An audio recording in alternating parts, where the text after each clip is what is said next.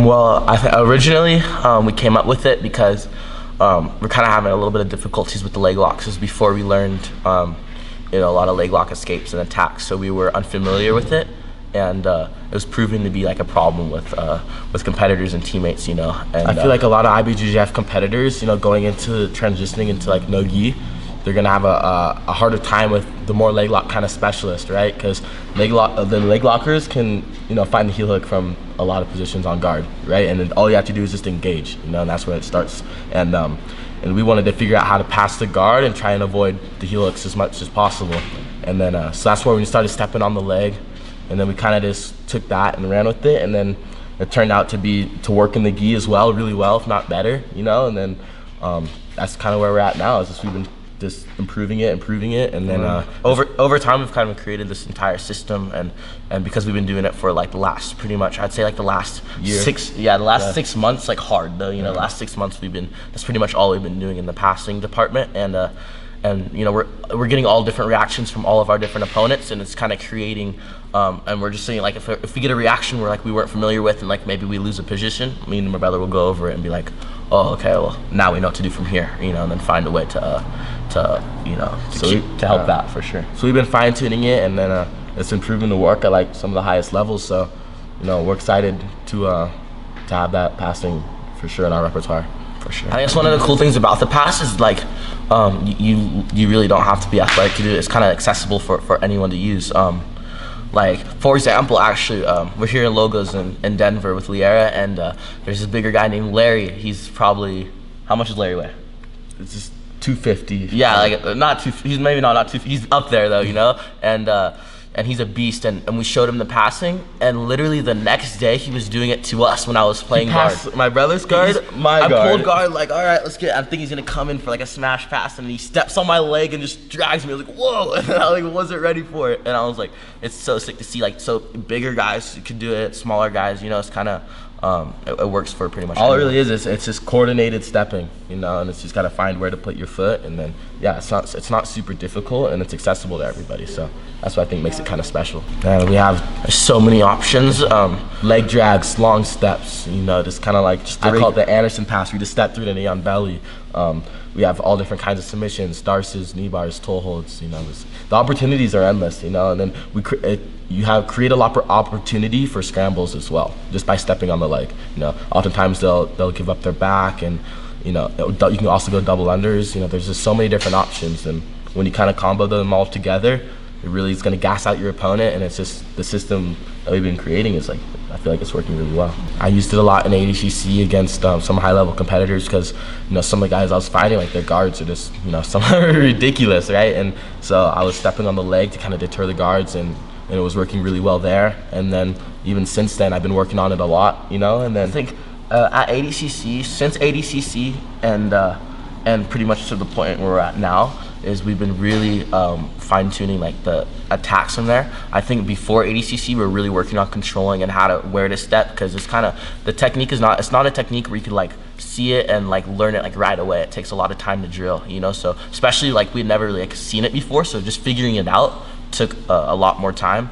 And then so in ADCC, you're doing like a really good job of like stepping and controlling on the legs, but I didn't have as many attacks, right? Yeah. And now from the point of ADCC to now, we have so many more attacks, and that we've been working on and using them in class. So yeah, it definitely works at the highest levels. I mean, we saw with Paulo, like you were not down to, I don't think anyone's down to kind of go into Paulo's guard. It was like one of the most ridiculous flexible guards in the game. So I think the stepping on the leg definitely helped you in that match a little bit.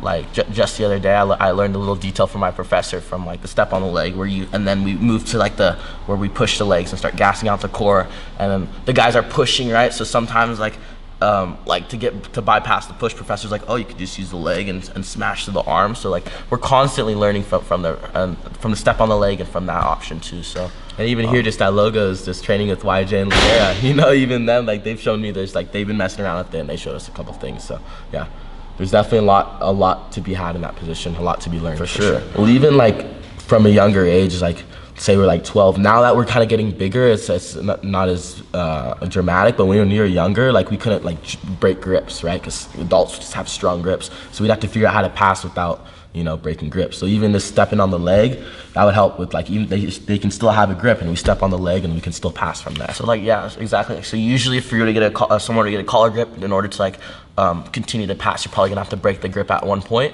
Like Tye said, like we were at the point where we couldn't break grips, so it became such a problem we had to figure out how to pass around the grips. So like Tye said, stepping on the leg, like the guy could have a collar grip, he could have a sleeve grip, but if I could step on the leg, those grips really aren't gonna matter too much, and then I could re-grab and then work from there. So yeah, I think it's probably aside from the heel hook, it's probably the most effective submission in jiu-jitsu, in my opinion. Of course, that's for us, yeah. Coming from me, but because I feel like it's almost like a more effective version of the anaconda, and it's like a submission where you don't have to be strong to finish. I feel like an anaconda, like the anaconda choke, kind of like its sister submission. It's basically it's very similar, but it's hard to finish and it requires more strength.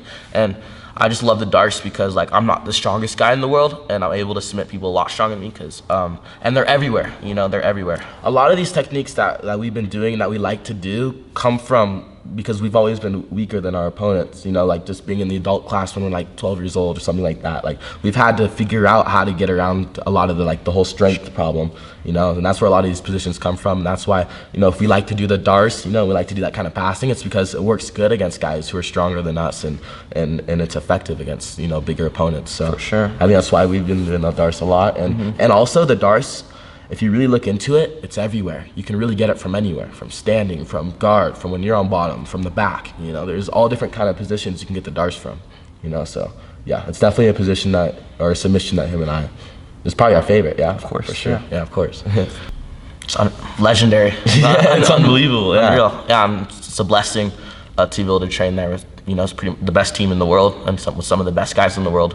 I think being surrounded by so many world champions and so many like amazing black belts, like it's really just helped us, become a lot better at what we do. Like if you want to achieve greatness, you kind of have to be like surrounded by greatness, and at the gym we have so many amazing athletes, and my brother and I are like really competitive, so like when we first got there, it was more like we were a lot younger, we were trying to like beat all the like a lot of like the smaller blue belts, and then I've noticed like the longer we train, then we start trying to beat all the purple belts, and then we kind of kept on going up, and now like we have really good roles, like a lot of the like gnarly people. Then I think just being able to have so many training partners there, just growing up, has really just helped our game a lot. For sure. Yeah, Atos is amazing.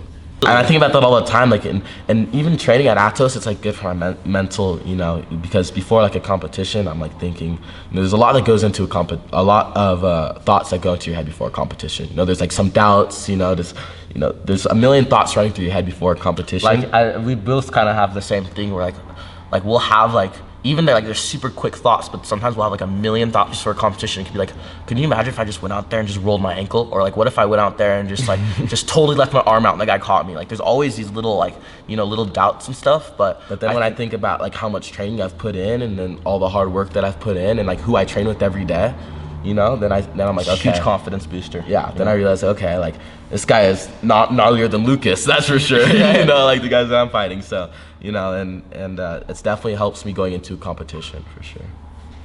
It makes me like no-gi a lot more, right? Because I get the opportunity to fight those guys and just the whole ADCC experience, like the fact, like all the people and then my opponents that I fought, like some of the best in the world. It was surreal, kind of. It's still sinking in, like it's, and it really like made me like realize like, wow, like I can be in the ADCC in the finals, in the semifinals, if I like work hard enough, and I realized like I can be at the top, at the highest levels if I work hard enough, and I just continue, to drill with my brother and then work on our passing and our game from there. But, yeah.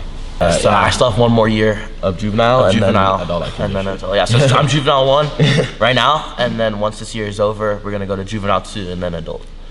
I think that's like I said, that's pretty much the reason why we're kind of falling towards no-gi a lot right now. Is because it's giving us the opportunity to fight some of the best in the world, you know, and it's fun. It's the challenge is fun, and that's really like the reason why we're here training jiu-jitsu, because it's fun, right? So there's no better feeling as a competitor to supposed to be losing a fight, right? Like maybe you're an underdog and then to come out on top. And I feel like that's like even like for like the ADCC or like a lot of my super fights, like I feel like when I do like win in a situation where maybe I'm not supposed to win, like that's like one of the most best feelings ever, you know. And that's what I've been addicted to that, and that's why like no-gi, I feel like I get more opportunities to kind of feel that feeling again, you know? Well, honestly, it's a mix of not overtraining and keeping it fun with other things. Like I think if you just train all day every day, you know, 7 days a week, you're just gonna get burnt out. And there's times where I was pretty much training every single day, and there's been many times where I felt burnt out throughout like the 13 years I've been training. And I think every time you do get burnt out, it's important just to take a break. Like that's really the only thing that's gonna cure it, you know. And for me, like my brother and I both love surfing. Like surfing's kind of our outlet. Like every time we go paddle out in the water, I just forget about jiu-jitsu is the last thing that's on my mind, you know what I mean? And so I think finding other things finding other hobbies that you can that can take your mind off Passions. Yeah, other passions that could kind of take your mind off the physical and mental grind of jiu-jitsu is definitely mandatory. For sure. Well, so next year I just want to get better, and that's my main goal, is just to get better, is to train with him and then just make each other the best we can, because that way, you know, when we're ready to fight against the highest levels, you know, we're ready. For sure. Competition-wise, there's gonna be a possible Grapple Fest in February that we're talking to the guy, and hopefully we can make that happen. And then I'm sure Fight to Wins, you know, there's a lot throughout the year, and it's a great organization, so I'm sure we'll do a few Fight to Wins hopefully, and some super you know, fights. whatever pops up, for sure. Yeah, for sure to be the greatest of all time, right? I think that's if that's not your goal, then you know you're not gonna achieve what you want. I think I saw like this metaphor, or what was this? It was, I forget, how did it go? It was like, oh yeah, it was shoot for the moon, and if you don't make it, you'll land on a star, or something like that. You know what I mean? So I mean, I'm for sure gonna shoot for be the greatest of all time, and you know, if I don't achieve that, then hopefully I'll be a couple-time world champion at least, right? You know, so no, but definitely to be set high standards, to be the GOAT. Yeah, and then in order to be the GOAT, you have to be the good at gi and no gi, right? Or not just good, you have to be the best at gi and no gi. I think that's pretty much the reason why my professor Andre was considered the GOAT, because he dominated in the gi and no gi. You know, so if you like dominate in just the gi, you're the gi GOAT. You know, if you dominate in no gi, you're the no gi GOAT. But I think the overall greatest of all time, you have to. Multiple-time black belt champion, no gi and gi. Exactly. And I want to win ADCC a lot of times too. That's the goal. For sure. 100%. So yeah, ADCC is probably that's probably the biggest thing on our mind right now. I just want to be able to stay around and to win until the next generation comes up, you know, and then beat the next generation if possible, you know. If not, then retire, you know, and that's when I'll open up my gym and then, you know, call it quits. But yeah.